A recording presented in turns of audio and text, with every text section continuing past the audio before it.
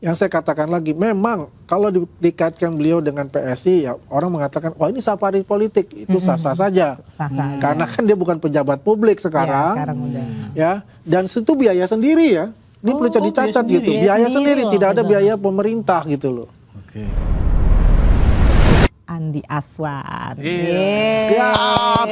Kita mau ngomongin ini nih. Kata siapa? Kita Selain berat ngomongin soal sebelah. ijazah, kita juga mau ngomongin ini kayaknya Pak Jokowi makin aktif dan makin rajin Lagi ke aktif daerah. bersafari nih Bang kayaknya nih Bang. Kira-kira lagi sibuk apa nih dengan bersafari nih Pak Jokowi ini Iya. yang pengen tahu nih. Jadi begini, sejak beliau artinya lengser ya, Ya. dari jabatan beliau sebagai Presiden ke-7 Republik Indonesia, tanggal 20 Oktober 2024, sampai sekarang Ya. banyak sekali masyarakat hadir ya ke rumah beliau. Tidak ada kata apa namanya libur. Sehari itu kalau hari biasa ya sekitar 500 sampai 750 orang. Nah kalau hari Sabtu Minggu itu bisa lebih dari 1.500. Oh, kalau pas hari libur tuh. Hari libur itu. Jadi luar biasa ya masyarakat open house ya? antusiasme. Masyarakat ingin berkunjung dan bertemu dengan Presiden ke-7 dan juga apa namanya untuk mendapatkanlah kenang-kenangan yaitu foto bersama dengan beliau kan.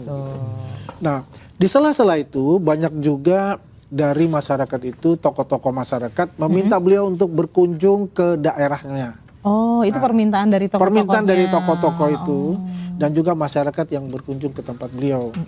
Yang pertama itu kemarin juga kan kita berkunjung ke Lampung ya. Ya. Nah di Lampung itu kita melihat bagaimana luar biasa antusiasme dari masyarakat Lampung itu sendiri. Tokoh-tokoh masyarakat dari Lampung, ya elit-elitnya politik juga ada dari Lampung itu hadir di sana. Nah safari yang dikatakan mereka adalah safari politik mungkin ada konotasinya bahwa itu membangun image dari PSI ya, Partai Solidaritas Indonesia yang digawangi oleh putra beliau, Kaisang Pangarep untuk itu. Dan selain itu sebetulnya kalau kita katakan safari politik ya kita tidak menamfik itu, tapi yang paling di headline itu adalah safari kebangsaan. Jadi silaturahmi berkunjung kepada daerah-daerah yang mengundang beliau. Jadi untuk berdasarkan hadir. undangannya. Siapapun bisa mengundang. Iya. Ya kemarin di Lampung ya itu luar biasa antusiasmenya ya.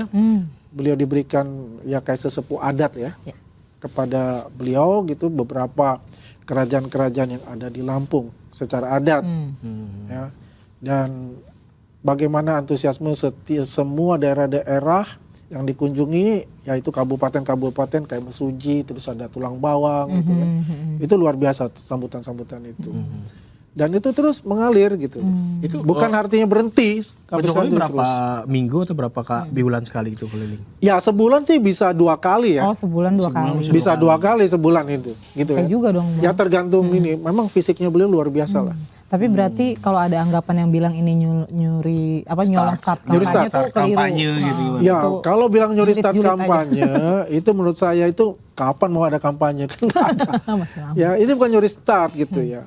Yang saya katakan lagi, memang kalau dikaitkan beliau dengan PSI, ya orang mengatakan, wah ini safari politik, itu sah-sah saja. Sah-sah aja. Karena kan dia bukan pejabat publik Ya, sekarang, sekarang udah. ya. Dan itu biaya sendiri ya. Ini perlu dicatat biaya gitu, sendiri. biaya sendiri, loh, tidak ada betul. biaya pemerintah gitu loh. Oke. Ya, even dengan relawannya, ya saya sendiri ya ke Lampung, ke NTT itu biaya sendiri. Urunan juga tuh, patungan juga. Enggak ada patungan, kita dari kocek kita sendiri gitu. Masing-masing lah ya. Masing-masing ya. Jadi bukan artinya ini ya kita disupport oleh Pak Jokowi itu enggak. Kita memang dengan kesadaran sendiri, itulah yang dinamakan relawan diehardnya Pak Jokowi. Wah, relawan daerah Di biaya lapangan sendiri. sendiri, di daerah sendiri kayak gimana? Kalau lihat di media sosial kan Pak Jokowi diterpa isu soal ijazah segala macam gitu kan. Nah ini Grassroots menarik ini. gitu loh. Nah, kalau di daerah gimana? Di Bang? daerah yang Isu terakhir saya itu- di NTT, saya baru kembali hari Minggu kemarin ya di NTT itu hadir di NTT waktu itu berkunjung namanya Pantai Oisina. Itu di daerah Kabupaten Kupang ya kira-kira ya 100 kiloan lah dari kota Kupang itu. Itu menariknya begini. Itu daerah pantai itu terpencil, tapi banyak masyarakat hadir di situ gitu. Di sepanjang jalan masyarakat menyambut juga banyak. Ya di sana. Yang lucunya banyak ibu-ibu itu mengatakan, ya ini mohon maaf ketika ketemu saya juga, oh Mas Andi gitu ya, Pak Andi gitu kan. Wah ini jadi artis juga saya bilang. Dia bilang, bagaimana Roy Suryo itu? Kalau dia datang kemari, saya pukul dia. Dia bilang, itu ibu ngomong Pak Andi itu. Aswan sampai ditanyain soal. Sampai ditanya seperti, jadi mereka ini di daerah yang terpencil, katanya bukan kota ya, karena itu kabupaten dan itu daerahnya dekat pantai betul, itu mereka paham terhadap isu-isu itu ya. Dan dia bilang, mereka merasakan betul yang namanya pembangunan pada zaman Pak Jokowi. Terutama bagaimana embung-embung ya, air itu ya, waduk-waduk itu terbangun dengan baik dan jembatan-jembatan terbangun dengan baik. Jalan-jalanan pun juga terbangun dengan baik. Itulah dia merasakan gitu. Dia bilang kita nggak perlu omong-omong, nggak perlu omong-omong, kita perlu bukti. Dan ini telah dilakukan oleh Pak Jokowi selama ini dan kami sangat mencintai Pak Jokowi, dia bilang. Ya, makanya di tagline itu kan pulang kampung. Pulang kampung. Oh, Jadi kembali seolah-olah menjadi masyarakat biasa. Ya, enggak, artinya begini, dia sudah dianggap adalah bagian dari keluarga seluruh wilayah ya. besar masyarakat NTT. Nah, Judulnya pulang kampung. Iya, terus ini dan yang kedua nih, menarik lagi satu, yang CFD. Oh, Oh iya, CFD. Car Free Day Iya, hari iya. Sabtunya itu 6.000 masyarakat tuh. Kalau itu saya tanya juga kepada kalau itu ke Kesbangpol. Baru ingat, Pak. Saya Kesbangpol ada berapa ini? Kira-kira Pak Andi itu kira-kira 6.000 orang. Gila saya bilang. Memang dari titik pertama di gubernur sampai ke ujung itu ke Polda itu penuh dengan antusiasme dari masyarakat. Dan kita hanya bisa berjalan kira-kira 100 meter. habis itu stuck. Stuck, Itu nggak bisa masyarakat. apa-apa, Udah itu penuh masyarakat udah mengelilingi semua. Ada yang naik di pohon lah, ada yang ini gitu kan. Ya, akhirnya ya kita nggak bisa bergerak gitu kan, ya Pak Jokowi hanya ya udah mereka yang foto, yang apa gitu kan. Tapi Pak Jokowi nggak masalah dengan fisiknya atau dengan Itulah yang Kesehatannya menarik. Ya kesehatan beliau prima, seperti dulu gitu. Itu yang menarik buat saya. Mohon maaf ya, saya kita ini orang-orang muda aja wah gila, bener capek Iya, gitu kan kan, 2 setengah kali, mati gitu kan. sebulan 2 Tapi kali dia keluar bisa kota, gitu. ke pedalaman Iya. kan jauh banget. Berarti fisiknya memang bagus untuk itu. Ya, satu pelajaran juga buat kita, bagaimana memanage waktu itu lebih baik. Iya benar. Iya kan? Tapi ada yang menarik juga nih bahwa safari kebangsaan tadi yang Pak Iya. Jokowi sebut itu katanya mau bikin poros baru nih di pemilu 2029. Abang melihatnya anggapan itu kayak gimana? Poros Ya, kalau dikatakan bahwa bikin poros baru dan sebagainya, apapun yang dilontarkan itu, saya belum mendengar dari Pak Jokowi langsung untuk itu ya. Tapi kalau sudah dianalogikan oleh teman-teman dari partai politik gitu kan, ya itu suatu hal yang wajar kalau itu benar ya. Karena kan apa? memang sedang Ya beliau kan mempersiapkan bukan lagi pejabat publik atau apa ya. Dan rata-rata kan pejabat-pejabat itu presiden maupun mantan presiden itu kan punya partai politik. Ya, itu Hal tidak yang bisa biasa, dinafikan gitu. iya, Itu hal iya, yang biasa untuk itu. Pak Jokowi dengan ramenya isu ini terus rame juga di daerah.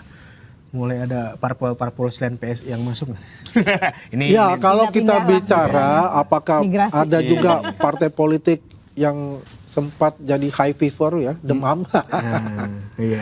Ya, dengan adanya Pak Jokowi masuk ke tempat yang menurut mereka itu ada kantong suara mereka. Yes. Oh. Menggali ceruk pemilih. Ya ibaratnya akan Keambil bermigrasi ya sebaiknya mereka juga waspada. Waspadanya begini, tolong Anda rawat ya punya konstituen gitu loh. Jangan setelah Anda duduk di kursi empuk di DPR Anda tinggalkan merawat. hanya janji-janji saja. Nah, kalau Pak Jokowi tidak mau berjanji tapi dilakukan langsung di lapangan, dibuktikan dengan kerja nyata.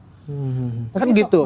soal ada kekhawatiran itu gimana Bang? Ada Ya. suara-suara yang beralih katanya. Itu tujuannya untuk mengambil suara-suara mereka gitu.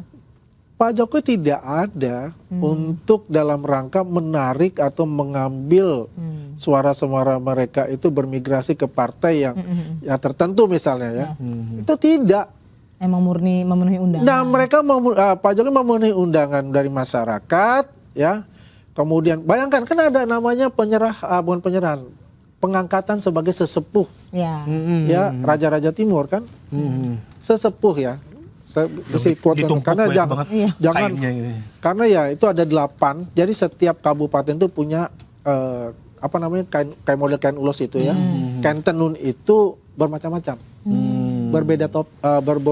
Berbeda-beda motif. Oh, oke. Gitu loh. Jadi itulah penyerahan bahwa beliau ini diangkat sebagai keluarga dari Raja-Raja Timur. Ya, seperti itu. Gitu. Artinya Gak sempet baca?